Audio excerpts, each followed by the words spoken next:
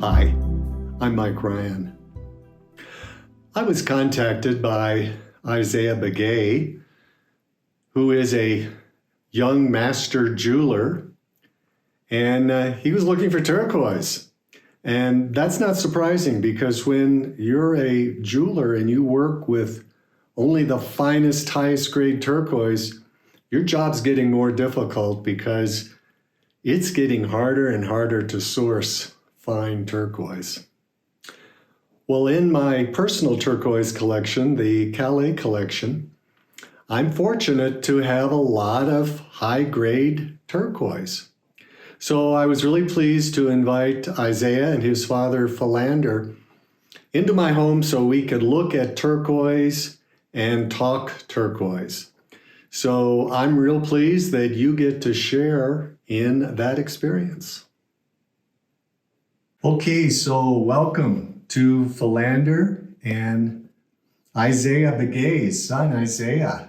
And we're really excited to have you here at Turquoise in America because we have two master jewelers. And I was saying earlier to some customers, they were asking, well, who do you think are the up and coming young jewelers? And I said, well, in my mind, it's Robert Begay and Isiah Begay are doing some absolutely amazing work. And of course, they had good teachers. Philander is a master jeweler, has been for many, many years. So welcome. So I wanted to start and just ask both of you a little bit about what turquoise means to you. You want to go first? Turquoise to me means a sacred stone, from earth, something that you got to find and look for, not something that's just laying there. You have to mine it and get it out of the ground and work it, polish it, shape it, and make it beautiful and into something that's rough like a diamond, I guess. And I guess it's just something beautiful that it's addicting. Yeah. Once. Well, turquoise is in you're Navajo, and turquoise has been important to the Navajo, to the Diné. Did I say that right? Yeah. Important, and it's in your traditional stories, your creation stories. Yeah. You live close under the aura of Turquoise Mountain with Turquoise Boy and Turquoise Girl. And is that something when you were growing up that it's just something that you learn from the grandmothers and the grandfathers and it's just part of your tradition? Yeah, I just always knew that turquoise is sacred. You show the holy people, they recognize you by turquoise, who you are. Yeah. There's just a lot of different ways, I guess, with turquoise. Like my mother told me, when you're a baby or when the mother's pregnant or when they have a baby, that if you want a boy, you would wear turquoise. Yeah. And if you want a girl, you wear white shell. Yeah. So that's kind of one thing I always remember. Well, white shell, changing woman is also known as white shell woman, isn't she? Yeah. Well, I've always truly appreciated and learned from the Diné about my feeling with turquoise. How about you now, next generation down, Isiah? That's a really good question. I've been looking here at all these stones and thinking about what it means to me, and I think it means a lot, because it's like it's one thing to create jewelry and express yourself creating jewelry, but it's another thing to put turquoise into that jewelry that already have their own characteristics and like personality of their own, and you take a look here at this tray and they all have different personalities, they all stand out in their own way, whether it's by their webbing, the color, and I think for me it's just some of them make you smile bigger. Yeah, like when we came in, we were really drawn here, and it's like it just means a lot, like he mentioned, it's addicting. Like if I'm not working, I'm probably trying to source source turquoise, you know, and then even then, you know, like I could probably go through looking at rough turquoise and just look at rough for hours on end, you know, and I'll be hunched over, you know, picking what I want to pick and put into jewelry. So for me, it's definitely, you know, it just means a lot to me, you know, and I really admire the different minds, the different characteristics that they all have, you know. So Well, good. Well, Isiah contacted me and wanted to see some beautiful turquoise. So I said, well, come on up. And thank goodness he brought Papa along because Isiah is moving. And of course, on moving day, you always get the parents there for your helpers. And so I was really excited to have Philander here as well. And I've been looking at his horny toads for a long time. They're pretty special. Some kind of one of his signatures. But both father and son are really masters at inlay. Very, very special. You have there on your ring something you're working on, isn't it? yeah, it's a this is rose gold, 18K rose gold, and then the coral is Japanese oxblood, and the coral is acquired over it's for me, coral's another thing that means a lot to me. And when it comes to coral, you know, there's also grades when it comes to coral, and so I'm always trying to source the best grade coral. And I'm not too sure if your camera could pick it up, but I think it is. It's getting it pretty good. That's that rich oxblood. And a lot of people, what they call oxblood is not really oxblood, and that certainly is so rare. Well, you wanted to come and look at some turquoise, so why don't we do that? Okay. All right, so here we have a tray of Godber Burnham. And as I explained earlier, Godber Burnham has different grades. And the lower grade, still very, very beautiful, mid-grade turquoise, has been marketed as Dry Creek. And then you go through different looks of Godber Burnham. You have this, which is kind of a teal. And then you get to this very, very rare, what I would call gem grade of this dark web Godber Burnham. So what do you think when you see that? I see gold rings, gold pieces. Just like when I see a stone, you know, the first thing that comes to me, there's like a lot of ideas that just come to my mind as far as what it could be. We want to rescue it. Yeah. Yeah. Like here, like this one's like really nice. And if you were to pair it with some nice red, it'd look really cool. Well, isn't that the challenge when you have these, what I would call these centerpiece pieces? And then you have to decide, okay, what's enough? Is it enough on its own?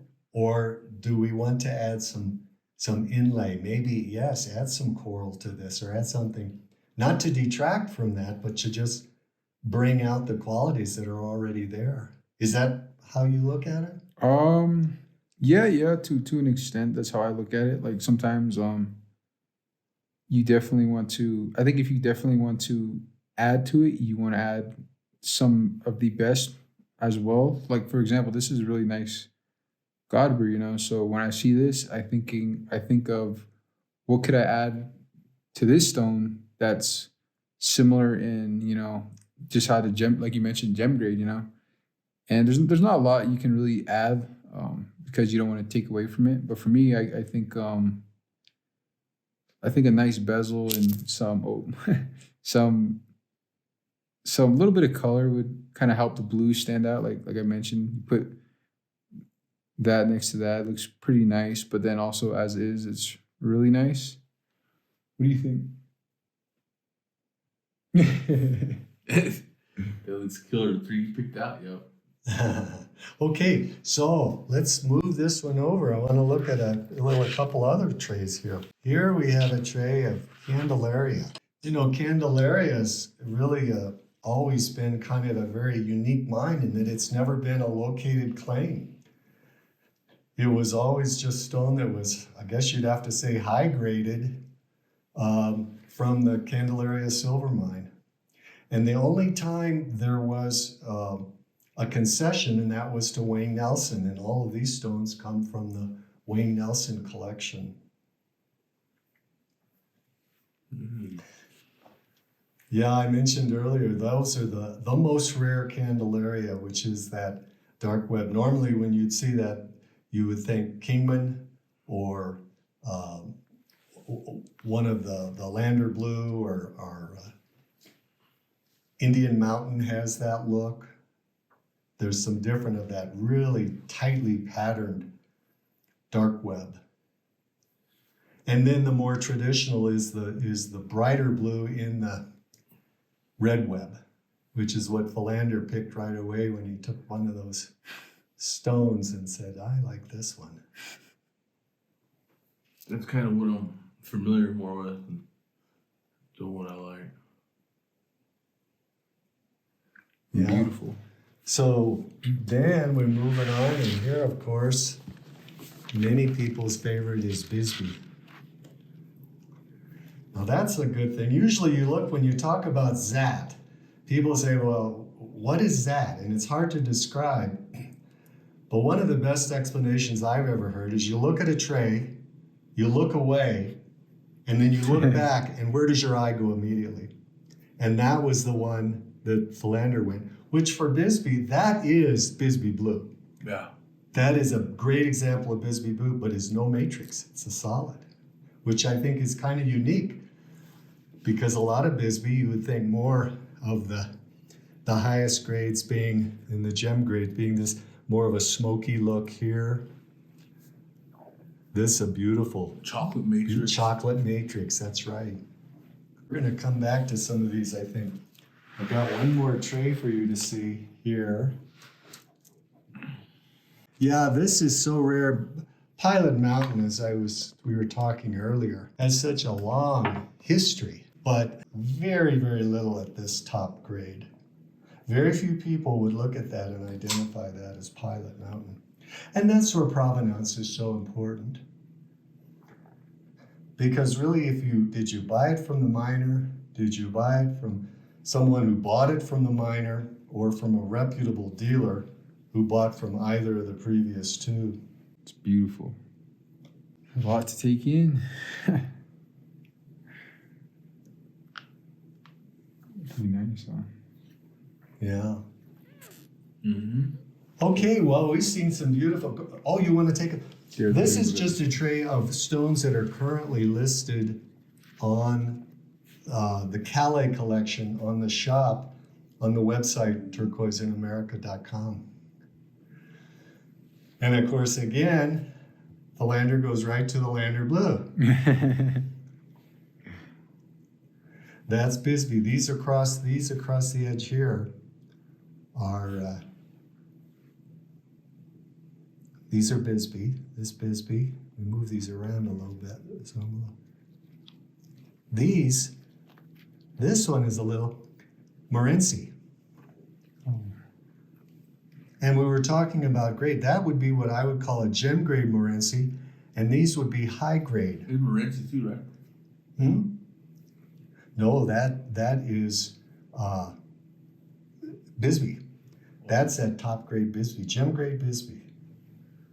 So rare. Wow. And one of the things people have to understand, just like with Lander Blue often has a lot of top fill in it. And that's because the underlying matrix was soft, so there was undercutting. In the same way, Bisbee came from the Lavender Pit mine, and they were opening it up to mine copper, so they were using lots and lots of dynamite. Turquoise does not like dynamite. Oh yeah. So oftentimes you're going to find little fissures and stuff in there. Yeah, blast fractures. Blast fractures, That's what I call exactly, yeah. Okay, well, tell you what, I'm going to turn off the camera here and we can talk some more turquoise. Thanks for coming by, you guys. Thank you for having us.